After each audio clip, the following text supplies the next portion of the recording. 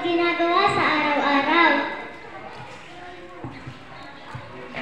Eto si Clyde, ang bunsong anak na laging nireklamo sa mga gawaing bahay. Clyde, tara na, may gagawin pa tayo. Eto si Dave, ang panganay na anak na siya ay tapat, matulungin, masunurin at hindi katulad ni Clyde. Alam ko na! Ama!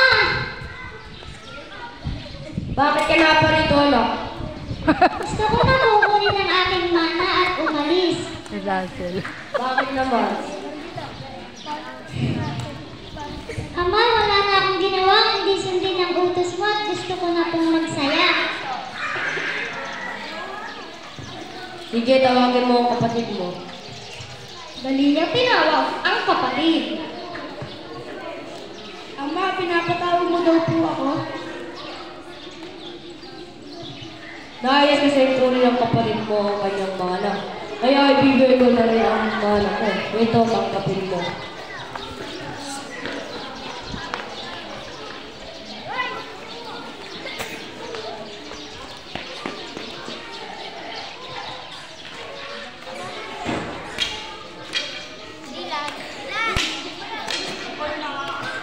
Hindi nagtagal, nag-impake na si Clyde at umalis.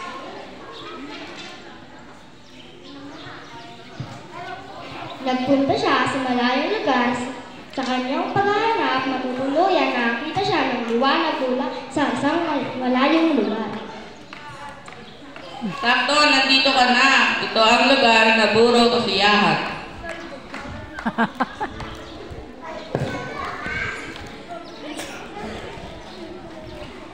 Ginastos ni Clyde ang lahat ng kanyang pera sa mga mamahaling pagkain at pati na sa pagsusugal. Wala siyang inisip kundi magsaya.